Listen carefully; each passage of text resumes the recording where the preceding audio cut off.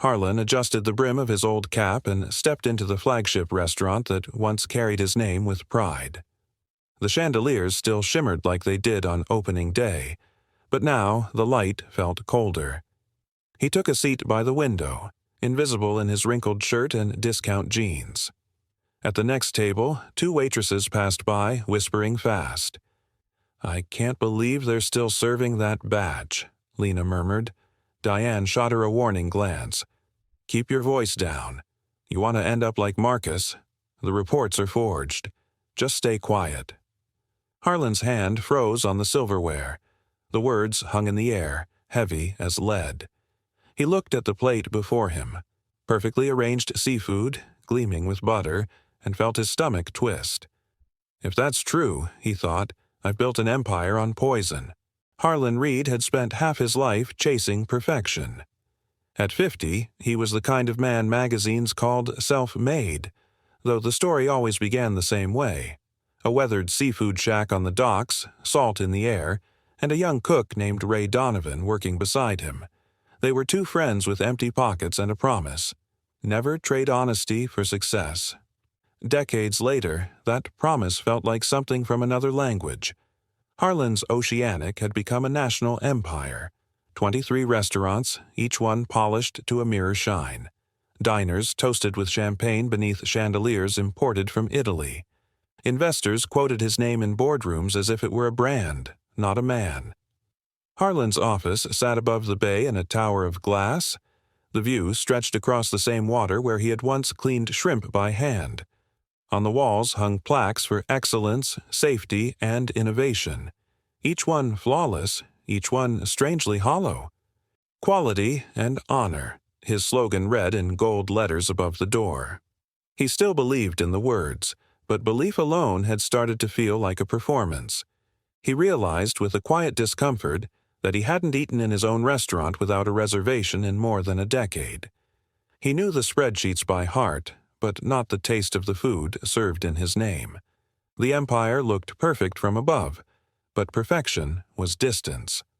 That night, he wrote a single line in his notebook before leaving his office. "If I want to know the truth, I'll have to see it for myself." Lena Vasquez was 26 and already carrying more weight than her age should allow. The kind of weight that came from student loans, unpaid medical bills, and a job that barely kept her afloat. She worked the closing shift most nights, taking pride in details no one else noticed, the perfect fold of a napkin, the right warmth in a smile. Beneath that calm, though, lived quiet exhaustion. She wanted to believe good work still mattered, even in a place that rewarded silence more than honesty. Diane Mercer, the senior waitress, had stopped believing a long time ago. Years of double shifts had worn the shine off her optimism. She was quick, efficient, and cautious, a woman who had learned that staying invisible was the safest way to survive. "This job's not about truth," she often told Lena. "It's about lasting long enough to pay the bills." Her pragmatism wasn't cruelty. It was armor built from fear. Ray Donovan, on the other hand, never hid. The company's chief operating officer, he moved through boardrooms with the ease of a man who never doubted himself. Polished, articulate, too smooth by half, Ray handled every crisis before it became visible. To the board, he was indispensable. To the staff, he was untouchable. Every report that crossed his desk came back spotless. So spotless it felt unreal. He called it efficiency. Others whispered it was control. George Whitlow managed one of the oldest branches. His methods were slower, stubborn, rooted in the belief that good food and clean hands were still worth something. He had no patience for shortcuts. When Ray's office sent inspection forms for him to sign, George read every line before touching a pen. "The truth doesn't need a signature," he liked to say. "It stands on its own." And then there was Patricia Chin, Harlan's private attorney. Calm, meticulous, always 3 steps ahead. She didn't flatter him or echo what he wanted to hear. When others praised numbers, she spoke about liability and ethics, 2 words that rarely made shareholders smile. In quiet moments, Harlan trusted her more than anyone else, not for her loyalty but for her refusal to lie. They were the living map of his company, the hopeful, the weary, the corrupt, the principled, and the few still trying to decide which side they belonged on. Harlan watched them all from a distance, unaware that their paths were already converging toward him. For years he'd convinced himself that loyalty held his empire together. But loyalty, he was starting to see, could mean very different things.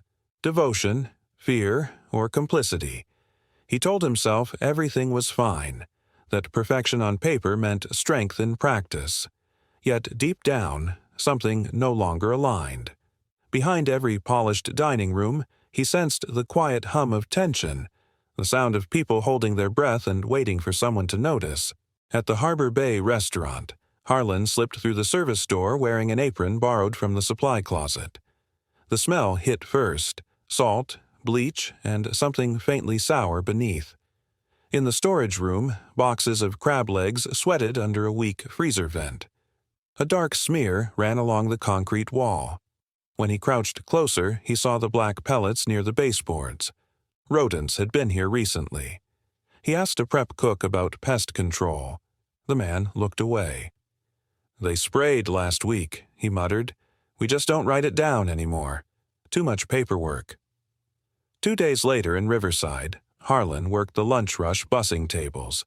The manager bragged that their health record was spotless. 3 years of perfect inspections. In the kitchen, a clipboard hung by the walk-in freezer, every line filled with the same temperature. 38 degrees, written in identical handwriting. No variation, no missed days. Harlan ran his fingers down the list. The ink didn't even fade from week to week. "You check this daily?" he asked. The cook shrugged. "Corporate likes consistency." At Coastal Point, a coastal resort town full of tourists, the restaurant gleamed like a postcard. But when the manager, a woman named Patricia Mills, thought no one was listening, Harlan heard her hiss into her phone. "I'm telling you, we need a real inspection. There's mold in the ice machine." She paused, face tightening. "What do you mean, handled? You can't just fake another report." The call ended abruptly, and she forced a practiced smile before stepping back onto the floor. Later that day, she avoided Harlan's eyes as she signed his tip receipt. By the time he reached Sunset Harbor, the rhythm of decay felt predictable.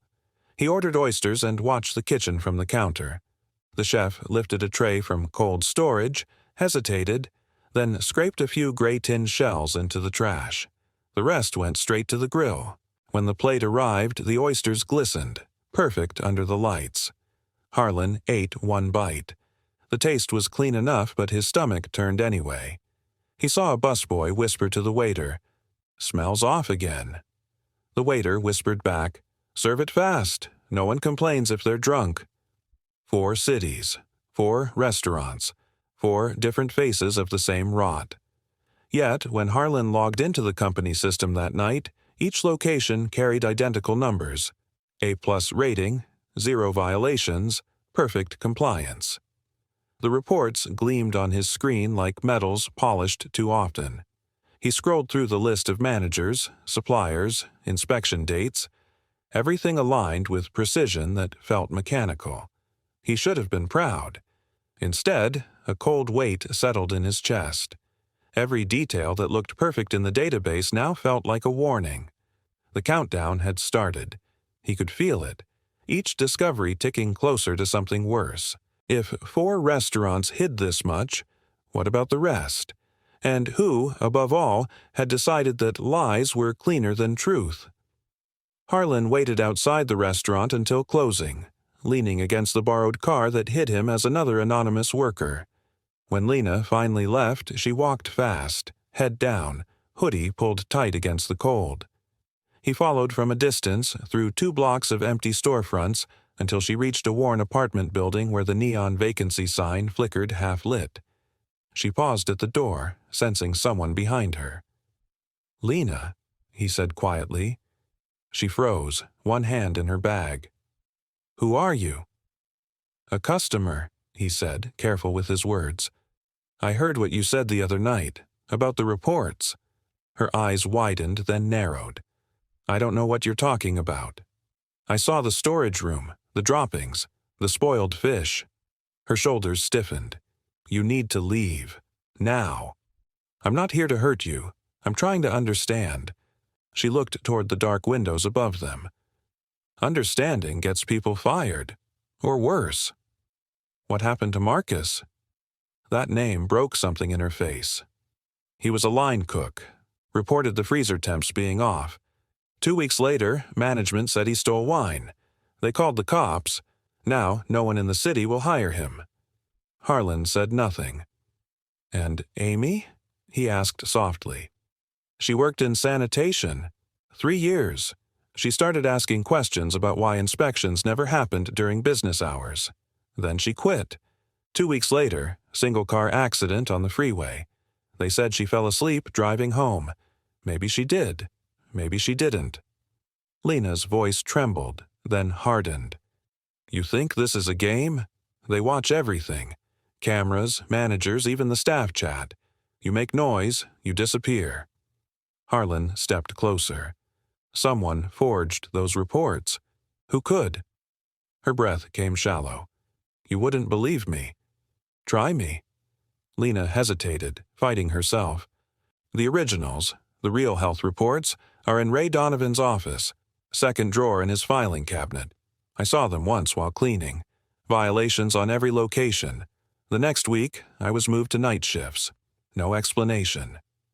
Harlan felt the ground shift under him. Ray, his partner, his friend, the man who'd stood beside him when the first restaurant opened. Why tell me this? He asked. Because you asked, she said, turning for the door. No one else ever does. Before going inside, she looked back once. If you're smart, you'll forget my name. The door closed behind her, and Harlan stood alone on the cracked pavement, her words echoing through the empty street. The truth had a name now, and it led straight to the man he trusted most. The next morning, Lena's name vanished from the staff schedule. When Harlan checked the internal system, a notice appeared beside her profile. Suspended pending investigation, accepting bribes from a competitor. The accusation was absurd, yet the document carried Ray Donovan's digital signature. Harlan stared at the screen. It was too fast, too precise. Someone had moved before he could act. He tried calling the restaurant, but the manager refused to talk. Corporate matter, they said. Out of our hands. He opened the company dashboard instead. Each branch report glowed with the same impossible numbers. 0 violations, perfect compliance, updated at identical intervals. The data flowed like clockwork, immaculate and lifeless. He zoomed into file metadata. Every upload came from the same IP address inside headquarters. Ray's office. For years, Harlan had let Ray handle operations while he focused on investors and image.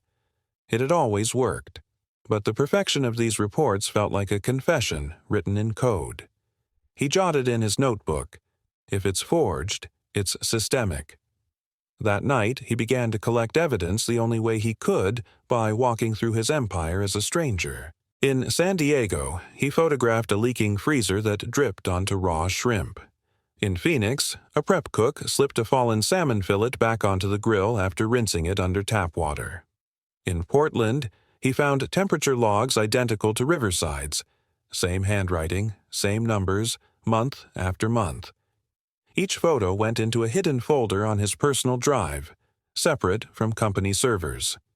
He labeled them by date and location, the way an investigator would.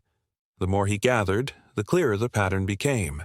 The same falsified structure, repeated everywhere, protected by the same smiling assurances from upper management. He tried reaching Ray under the pretense of routine updates. Ray's voice was calm, almost friendly. "You've been quiet," he said. "Everything all right?" "Just checking on inspections," Harlan replied. Ray laughed softly. "You're still worrying about that?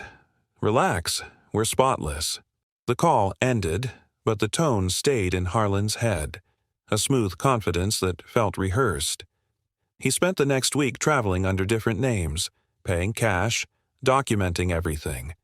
Each city revealed another layer of neglect buried beneath the polished reputation. Staff whispered about fear, about audits that never happened, about emails deleted before they could be read. On the seventh day, he sat in a motel room surrounded by printed photos spread across the bed, spoiled food, falsified logs, corporate memos marked confidential. Every image pointed to one truth. The rot wasn't local, it was engineered. His phone buzzed. A message from Ray. Board wants an update on the expansion plan. Don't keep them waiting. Harlan closed the phone without replying. The man who once built this company beside him was now the one tightening the noose. He turned back to the photos, the evidence laid out like a confession, and whispered to himself, "If it's systemic, I'll tear the system apart." The Harbor Junction restaurant looked different from the others. No perfume of bleach, no artificial shine. The kitchen smelled of salt and butter, clean and honest. Harlan came in during the lunch rush, wearing his usual disguise, and immediately noticed the rhythm. Tight, disciplined, real. Behind the counter stood George Whitlow, sleeves rolled up, face lined by years of heat and steam. He moved with the precision of someone who cared about every plate that left his kitchen. "Temperature check every 2 hours," he reminded a cook. "If it's not right, toss it." His voice carried quiet authority, the kind that came from integrity, not fear. When the rush slowed, a man in a tailored suit walked in from the side door. Harlan recognized him. Ray's regional supervisor, clipboard under his arm, expression rehearsed. He asked for George. The two stepped into the storage area, unaware Harlan had followed close enough to hear. "You're late with your quarterly forms again," the supervisor said. "Corporate wants the inspection report signed today." George wiped his hands on a towel. The inspection never happened. "That's not what the system shows." The man tapped his clipboard. "All you need to do is sign. We'll handle the rest." George's jaw tightened. "You want me to lie?" "It's protocol," the supervisor said lightly. "Keeps things consistent. You sign, we all move on." "I won't." The man's tone sharpened. "Then we'll have to reconsider your position here. You've been running this kitchen too long anyway. Fresh leadership could do wonders." George laughed, low and bitter. "I started with this company before you knew how to hold a knife. I trained half the people on that wall. I've kept this place running without poisoning a single customer. And you want to replace me because I won't fake paperwork?" The supervisor stepped closer. "You'll sign by tomorrow, or you'll be gone by the end of the week." Harlan slipped his phone from his pocket, thumb pressing record. The air between the two men seemed to hum with heat. George's face glistened with sweat from the ovens. "I don't build my life on lies," he said quietly. "If this company falls because of the truth, then maybe it should." The supervisor's expression hardened. He left without another word, his polished shoes echoing down the hallway. George stood still, staring at the papers left on the counter, then tore them cleanly in half and threw them into the trash. Harlan felt something he hadn't in months, a pulse of respect, a fragile kind of relief. The system was rotten, but not everyone had turned. Later that night, sitting in his rented car outside the restaurant, Harlan played the recording back. George's voice filled the small space, steady and unbroken.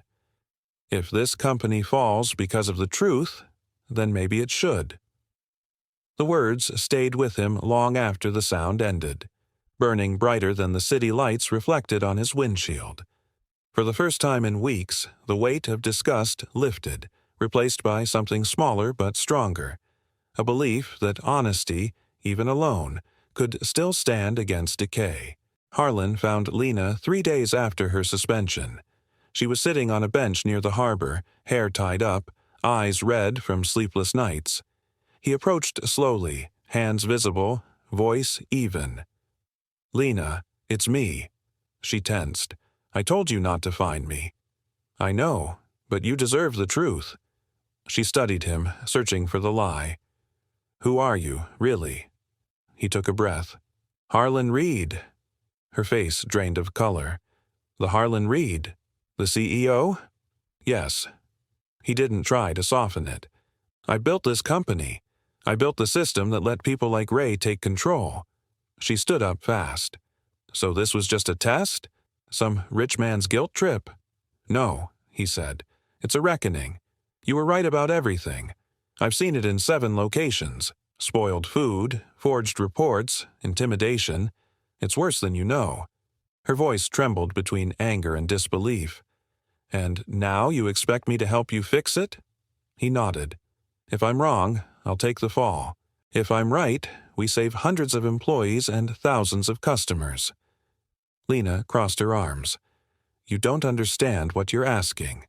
They'll destroy anyone who gets in the way. They already tried, he said quietly.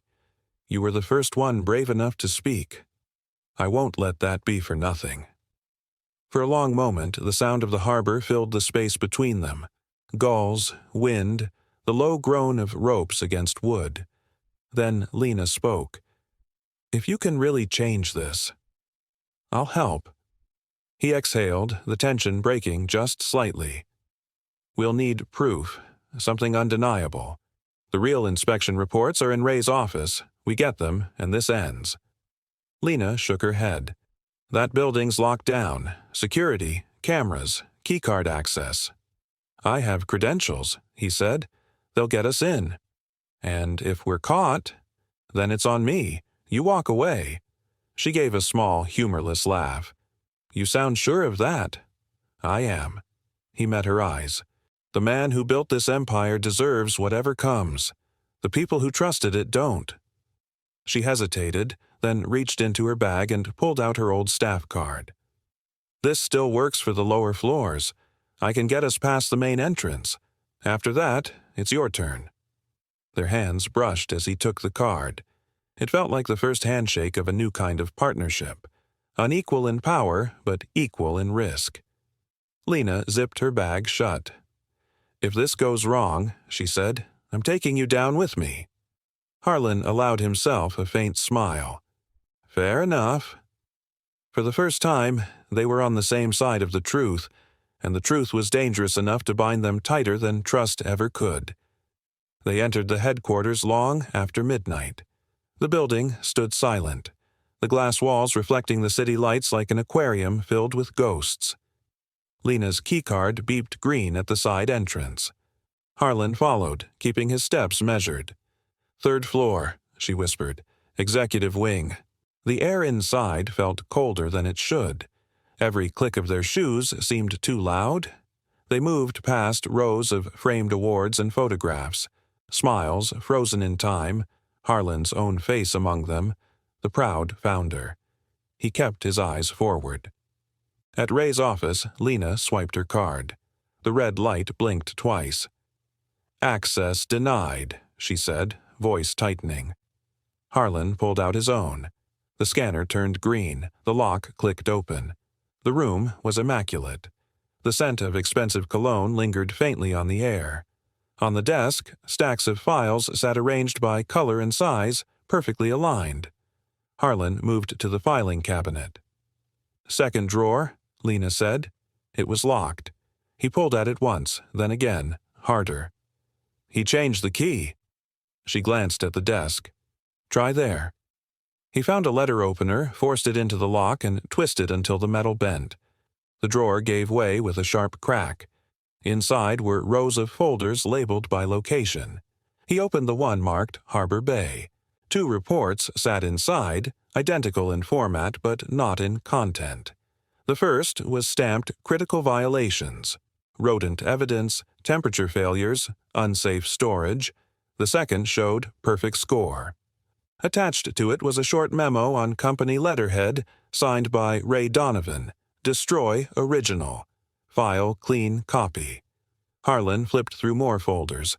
Riverside, Coastal Point, Sunset Harbor. The same pattern repeated. For every real inspection, a forged twin. For every truth, a lie made official. He felt Lena's breath behind him. You see it now, she said quietly. Before he could answer, a voice cut through the room. See what, exactly? Harlan turned. Ray stood at the doorway, flanked by 2 security guards and a thin man Harlan recognized from the restaurants, the regional enforcer. Couldn't sleep? Ray asked. His tone was almost casual. Or were you planning to steal company property? Lena took a step back. Harlan moved slightly in front of her. We were collecting evidence. Evidence? Ray laughed softly. You broke into my office, Harlan. Into your own office, technically, though not for long. What are you talking about? Ray gestured to the guards. Board voted an hour ago. Emergency session. You're out, effective immediately. Harlan's throat went dry. You called a board meeting without me? Protocol allowed it. You've been acting erratic, disappearing, spreading paranoia, investigating your own staff. They decided it was time for stability. Stability? Harlan's voice rose. You've been forging inspection reports for years. You're poisoning customers to protect the brand. Ray tilted his head. You call it forgery. I call it management. People trust us because we look perfect. You'd rather drag that through the mud for the sake of a few papers? They're not just papers. Ray's smile thinned. You built this empire, Harlan. I kept it alive. You think integrity pays the bills? You think honesty feeds families? You stopped understanding the business years ago. The guards stepped forward. Escort them out, Ray ordered. Lena's voice cut in, shaking but sharp. If you touch us, every word you've said gets heard by someone outside this building. Ray turned to her slowly. You're bluffing. Maybe, she said, but maybe not.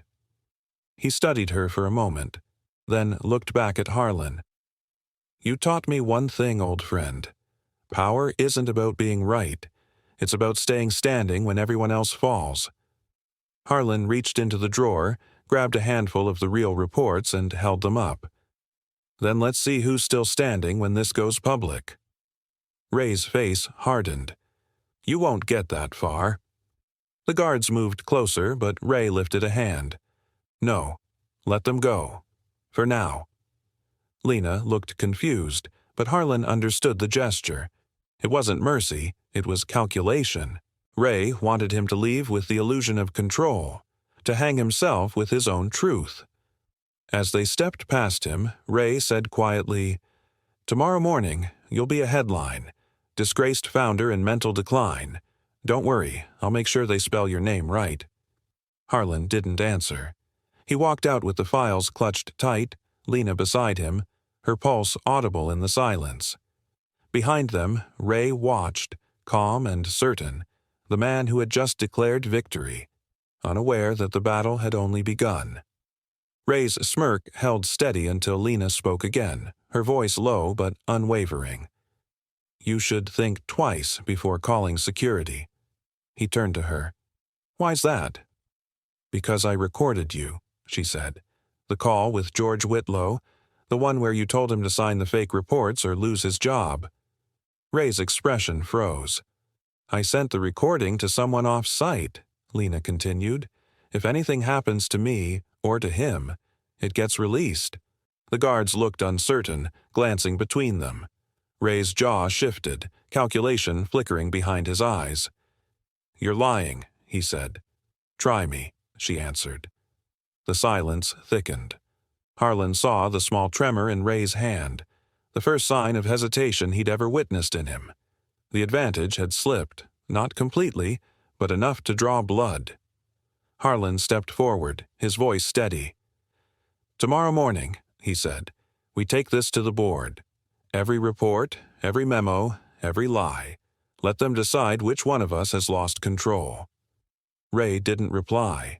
His gaze moved between them, weighing outcomes, choosing which future to survive. For the first time, he looked less like a man in command and more like someone counting exits. Finally, he stepped aside.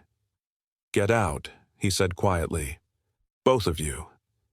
Harlan held his stare for a long second, then nodded. We will.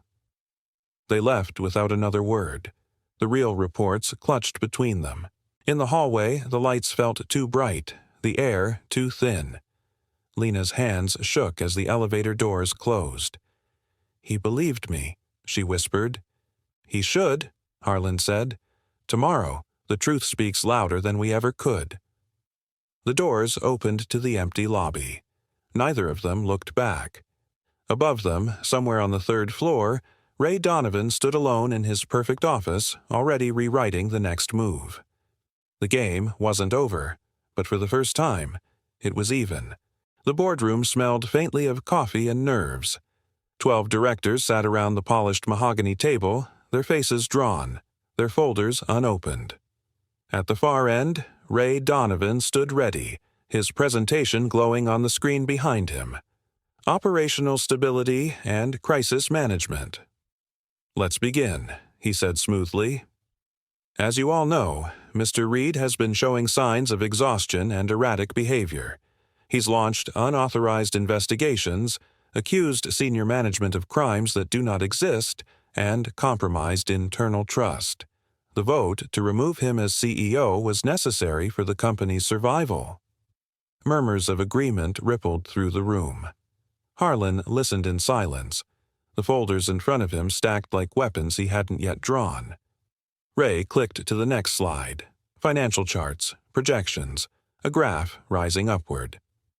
"Our priority now is to reassure investors and prevent panic. We can't afford more instability." When Ray finally turned toward him, his expression was perfectly neutral. "Harlan, if you'd like to offer your perspective, the floor is yours." Harlan rose slowly. His hands didn't shake. "Thank you," he said, voice steady. "I agree with one thing. You can't afford more instability. But what you also can't afford is silence." He connected his laptop. The screen behind Ray flickered once, then changed. The first image appeared: the Harbor Bay storage room, rodent droppings scattered across the concrete. The next, spoiled seafood packed beside clean produce. Then the forged reports, each stamped perfect score, followed by the original versions marked critical violations. Ray froze. "What is this?" "This," Harlan said, "is the truth you've been hiding. Reports signed under your authority. Memos ordering the destruction of originals." He advanced the slide. The words filled the screen in clean black type. "Destroy original. File clean copy." Ray's signature below it. Gasps moved through the room. Margaret Chin, one of the senior directors, leaned forward. "Ray, tell me this isn't real." Ray straightened, his voice calm but thin. "Those documents are taken out of context. Preliminary drafts. None of them were final." Harlan's tone sharpened. 23 restaurants. 3 years of falsified reports. This isn't context, it's a system." Ray turned to the others, his composure slipping into desperation. "If he takes this public, we're finished. Stock crashes overnight. 800 employees lose their jobs. Communities lose our restaurants. You think integrity feeds families?" Margaret looked between them, her voice steady now. "Enough. We've heard both sides." Harlan faced the table. "You all joined this company because you believed in its reputation. I did too. But what we have now isn't reputation. It's theater. And every night we perform it, people eat food we'd never serve our own families." Ray slammed his hand on the table. "You'll destroy everything." Harlan didn't flinch. "Then let it burn. If saving this company means lying, poisoning customers, and silencing anyone who tells the truth, then it doesn't deserve to survive." The room went still. For the first time, no one looked at Ray. Harlan's voice dropped, softer but stronger. "I'm not asking you to save my legacy. I'm asking you to save your conscience. Choose the truth, even if it costs us everything." No one spoke for a long moment. Then Margaret Chin broke the silence. "We vote now." Hands rose one by one. 7 for disclosure, 5 against. The motion passed. Ray stood frozen, the color gone from his face. "You think this makes you a hero?" he said. Harlan met his eyes. "No, it makes me honest." Ray left without another word, the echo of his footsteps the only sound in the room. Harlan looked around at the board, then at the images still glowing on the screen. The lies were out, the damage inevitable, but the air felt clean again, sharp and real. For the first time in years, he could breathe. Ray Donovan was gone within the hour. Security escorted him from the building while the board filed formal notice to the authorities. Within days, an investigation began. Emails, forged documents, financial trails. Headlines followed soon after. Corporate deception exposed in national seafood chain. 5 restaurants failed immediate health audits and closed. The company's stock price dropped 40% in a single week. Investors panicked, reporters circled, and customers stayed away. For most corporations, it would have been the end. For Harlan's Oceanic, it was the beginning of something smaller but cleaner. Lena Vasquez returned quietly, not as a waitress but as the new head of food safety. Her first directive was simple. Every employee, from dishwasher to manager, could report violations directly to her office. No middlemen, no filters. George Whitlow accepted a new role as Director of Quality Assurance, overseeing surprise inspections himself.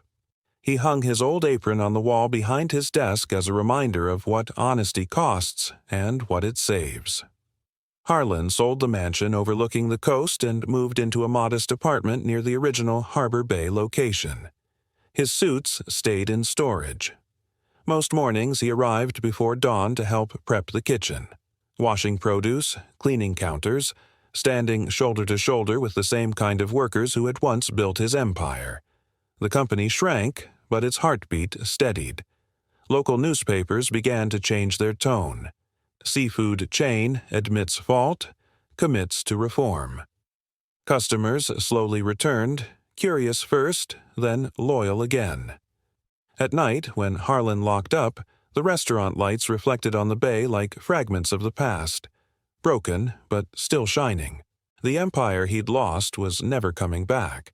But what remained was real. People who worked with integrity.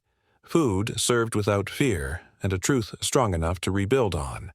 He no longer called it redemption. It was simply starting over, the hard and honest way. The dining room was almost empty when Harlan wiped down the last table. The smell of lemon and salt hung in the air, faint and clean. Outside, the harbor lights flickered across the windows, the same view he'd once looked at from a penthouse, now from the floor where it had all begun. Lena appeared from the kitchen, holding a stack of menus. "You don't have to do that," she said. "You're the CEO." Harlan smiled without looking up. "I'm just remembering why I started. Back then, it wasn't about numbers or headlines. It was about serving something honest." She nodded, setting the menus down beside him. For a moment, neither of them spoke. The silence felt peaceful, earned. He looked around the quiet restaurant, the chipped floor tiles, the hum of the refrigerators, the soft sound of waves outside. Imperfect, but real. A thought passed through him, clear as the tide returning to shore. An empire built on lies will always collapse, but kindness, once chosen, can rebuild anything. If you've ever watched the truth get buried, say it aloud, write it below. I choose the truth.